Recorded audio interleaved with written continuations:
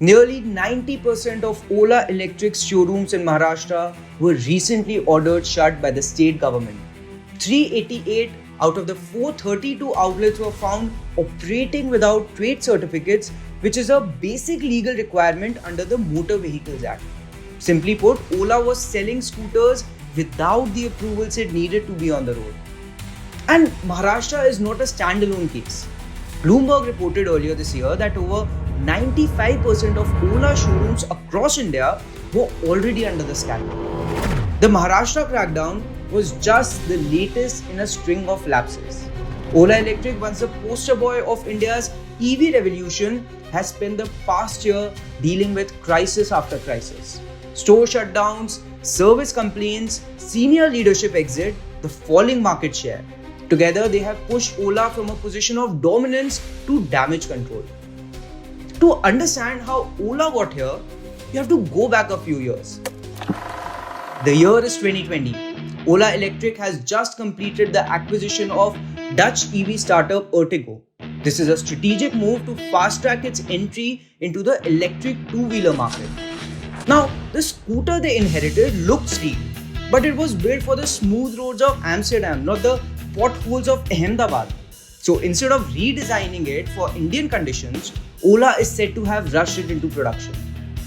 And as the scooters hit the streets, the cracks started to show. Since late 2022, Ola's early scooter lineup has been caught in controversy after controversy. Battery fires that made national headlines, suspension forks snapping mid-ride, that bizarre reverse acceleration bug that flung an elderly man off his vehicle.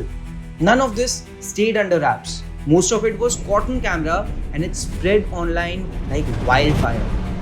What was meant to be a bold entry into India's EV market quickly became a safety concern.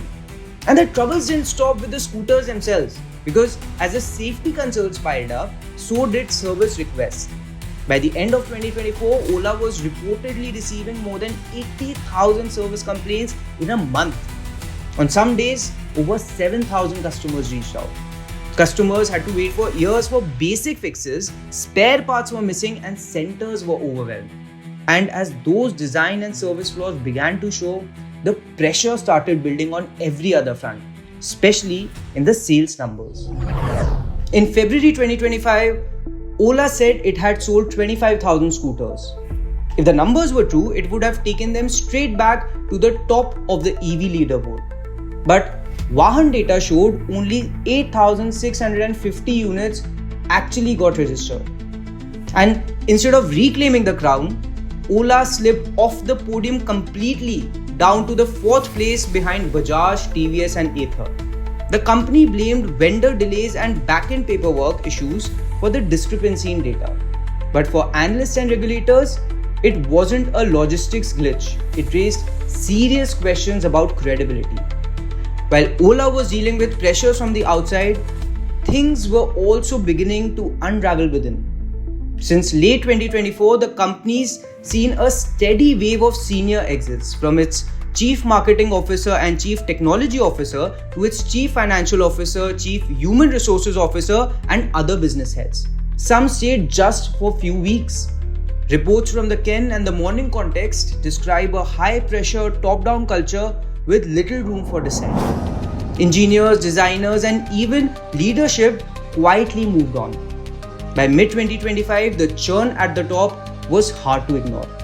All of this didn't go unnoticed by investors. Ola stock has dropped over 50% just in 2025.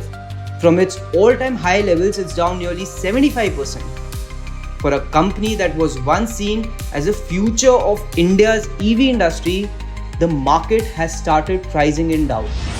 To be fair, Ola hasn't stopped trying.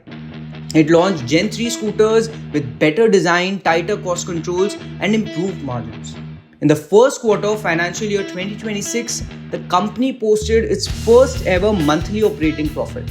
Gross margins per vehicle are up 72%, driven by smarter hardware and a leaner supply chain. And in May 2025, Ola entered a whole new segment with its first electric motorcycle.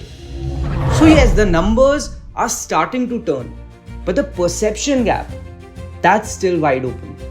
So now Ola stands at a crossroad. It still has the scale, it still has the ambition, but trust doesn't bounce back overnight. Not with the regulators, not with the writers, and certainly not with the market. Because at this point, it's not just the scooters that need fixing, it's the system the company runs on. And without fixing the foundation, it's only a matter of time before things fall apart again.